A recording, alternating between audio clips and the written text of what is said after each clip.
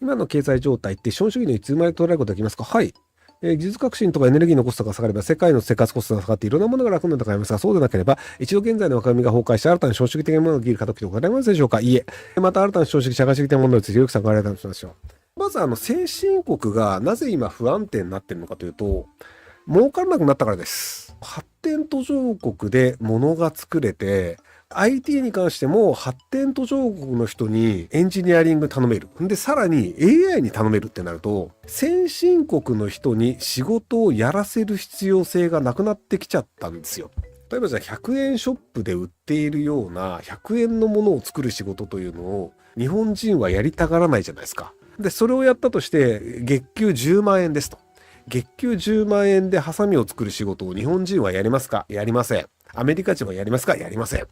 ベトナム人とか中国の人とかインドネシア人というのが100円で売るハサミを作り、で、日本人はそれを輸入して日本で100円で売ります。なので、発展途上国、給料の低い人たちは100円でそのハサミを作ったとしても、日本円でいくと月に10万円あるんだったら、家賃1万円で食費出しても1万円で全然儲かるじゃんってなるんですよ。なので、発展途上国って今すげえ経済成長してるんですよ。発展途上国と先進国の差っていうのはだんだん薄まってるんですよ。インターネットがあって、そんなに教育機関があると、ものづくりやってくれるよねと。で、先進国の人たちは、そんな安い値段じゃやらないよねっていうのがあって、なので、先進国の人が自分がやりたい仕事しかやらない。でも一定以上の給料が欲しいっていう状態を続けちゃってるんですよね。なので結果として失業しているんだけど、生活保護的なものとか出たりするので、なので国としてのお金の負担というのがどんどん増えてくるんですよ。なのでフランスも今ずっと揉めてるんですけど、フランスって社会保障がやたらにいろいろあるので、働かなくてもずっと食ってられるんですけど、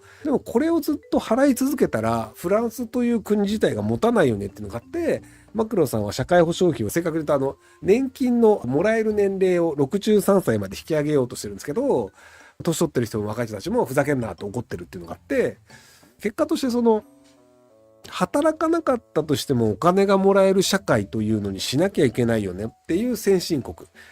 でもこれって持続不可能だよねって話で、なので自由貿易と資本主義というのがある限り、この問題というのはどんどん加速するんですよ。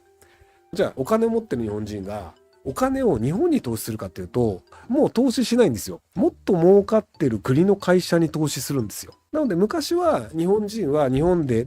作られるものを買い、日本の商品を買い、ビジネスをするんだったら、じゃあ日本の会社に出資するとか、友達に出資して、じゃあお店やるんだって言ってお金は渡すとかっていう形で、国内でお金がどんどん動いてたんですけど、で、今の場合、日本の場合ってじゃあお金持ちの人って、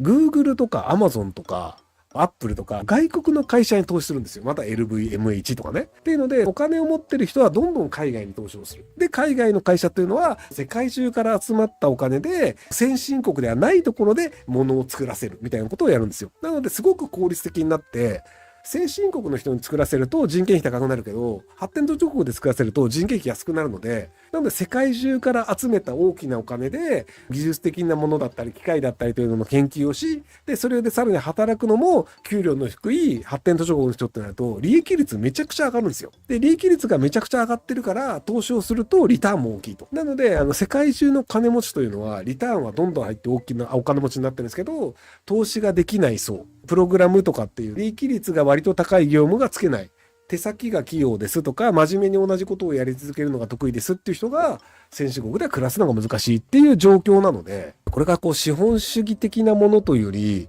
その自由主義と資本主義というものが、もう構造上変わらないんですよね。なので、問題としてはむしろ悪化すると思います。はい。何兆円とか何億円とか貯金している人から、高額貯金税とか高額の金属を所有している人たちから税金をたくさん取るという制度を作ったらどうなるんでしょうか。貯金口座を変えるのと、あとその貯金を現金じゃなくて別のものに変換するので、例えば不動産に変えてしまうとか株に変えてしまうとかっていうのがあるので、いくらでも逃げれるので難しいんじゃないかなと思います。なので、逃げづらいものとして不動産に対する課税というのをやっていて、お金持ちが不動産を買った場合にその不動産に税金をかけるっていうので、固定資産税というものだったり、不動産取得税とかだったりっていうのを税金にすることはあります。はい。物価上昇の一時的な対策として、政府補助金や給付金など直接的な支援か税制優遇など間接支援だったら、どちらか対策として成功するでしょうか。一時的な対策であれば、税制優遇でも直接的支援でも別にどちらでも成功する可能性はあると思います。ただ、問題は今の物価上昇というのは、一時的なものではありません。なので、じゃあ仮に一時的に消費税を 2% 下げました。で、物価が毎年 2% 上がるっていうので、最初 2% 下がったから、トントンだよねと。で、2年目 2% 上がったとして 2% 上がったよね。で、3年目次 4% 上がりました。どうすんのっていう。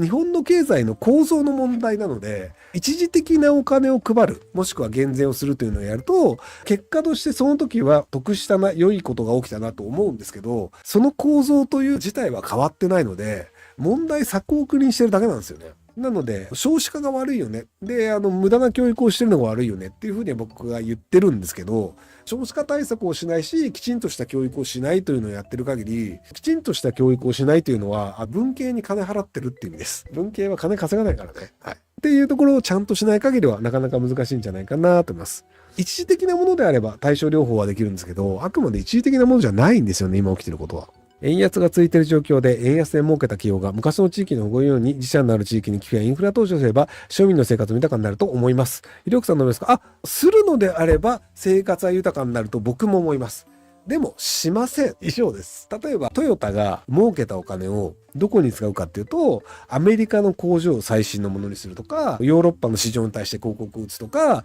メキシコに工場を作るっていうので、これから人口が減っていく日本に投資して工場を作ったら損するじゃないですか。だって人口減ってるから若者の労働者少ないんですよ。いないんですよ。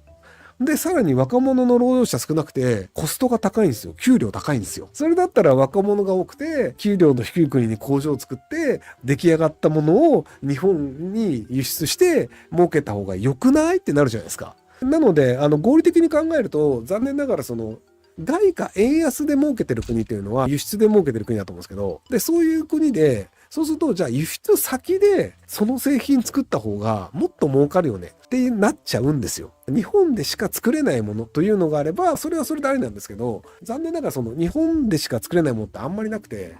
日本って基本的には資源がない国なので、資源をどっかから持ってきて加工して輸出する国で、日本がじゃあ自動車を昔いっぱい作ってましたって言っても、自動車の部品のうち日本国内で調達できるもの何ですかって言ったら、鉄鉱石とか樹脂であるプラスチックですとか、タイヤである天然ゴムですとか、ガラスぐらいはなんとかなるかな。結局金属だったり樹脂だったりとかゴムだったりっていう自動車を作る部品のほとんどは海外からの輸入なんですよ。で、それだったらもうその部品は別に日本を経由する必要なくて、他の国で集めて、そこの国で作って売った方がいいじゃないですか。例えばじゃあ車を注文して、日本で作って、これアメリカに輸出するってなると、またプラス1ヶ月とかなんですけど、じゃあ部品を最初からアメリカに持ってって、アメリカで作った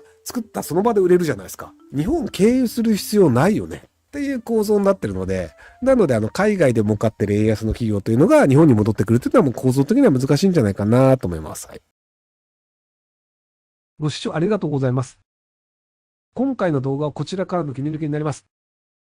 ひろゆき LINE スタンプ好評発売中です。概要欄に購入リンクがあるので、そちらから購入できます。よろしくお願いします。